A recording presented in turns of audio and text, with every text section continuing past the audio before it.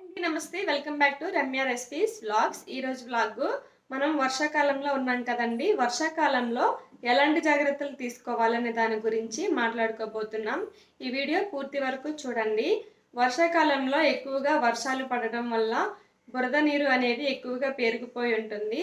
అందువల్ల మనం అనారోగ్యాలు పాలయ్యే అవకాశం ఉంటుంది. దానికోసం కొన్ని జాగ్రత్తలు అనేవి తీసుకోవాలండి తప్పకుండా. ముందుగా వర్షాకాలంలో బురద నీరు ఎక్కువగా పేరుకుపోవడం వల్ల దాంట్లో ఎక్కువగా క్రిమికీటకాలు, పురుగులు, దోమలు అనేవి చాలా ఎక్కువగా పేరుకుంటాయి. దోమల వల్ల మనకి చాలా ఎక్కువగా ఎఫెక్ట్ అయ్యే అవకాశం ఉంటుందండి.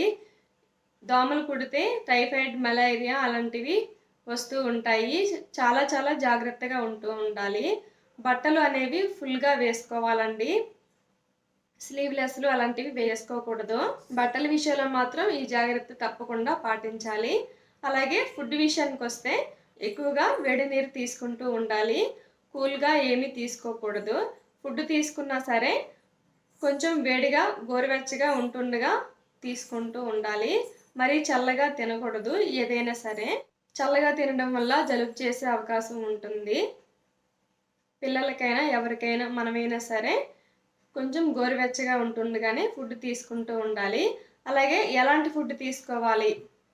ఆకుకూరలు, కాయగూరలు, అలాగే నట్స్ ఇలాంటివి ఎక్కువగా తీసుకుంటూ ఉండాలండి. నాన్ వెజ్ పూర్తిగా స్కిప్ చేసేస్తేనే మంచిది. ఎందుకంటే ఈ వర్షాకాలంలో కోళ్ళకి కానీ మేకలకి కానీ వీటికి ఏవైనా వైరస్లు వచ్చే అవకాశం ఉంటుంది. వాటి వల్ల మనం అనారోగ్యాలు పాలయ్యే అవకాశం ఉంటుంది. అవి పూర్తిగా స్కిప్ చేసేస్తే మంచిదండి. లేదంటే చాలా 80% వరకు తగ్గిస్తే మంచిది. ఇంకా ఈ వర్షాకాలంలో ఫాస్ట్ ఫుడ్స్ అనేవి చాలా వరకు తగ్గించేయాలండి. ఫాస్ట్ ఫుడ్స్ అనేవి ఎక్కువగా తీసుకోకూడదు. ఈ వర్షాకాలంలో అనేది మనం కొంచెం 80% వరకు తగ్గిస్తేనే మంచిదండి. ఇంతేనండి. ఈ వీడియో మీకు హెల్ప్ అవుతుందని అనుకుంటున్నాను. ఈ వీడియో మీకు నచ్చినట్టయితే నా ఛానల్ని లైక్ చేసి, షేర్ చేసి, సబ్స్క్రైబ్ చేయండి. బెల్ ఐకాన్ని తప్పకుండా క్లిక్ చేయండి. మీకు ఇంకేమైనా వీడియోస్ కావాలంటే కామెంట్ సెక్షన్లో కామెంట్ చేయండి. ఇంతవరకు చూసినందుకు అందరికీ థ్యాంక్స్.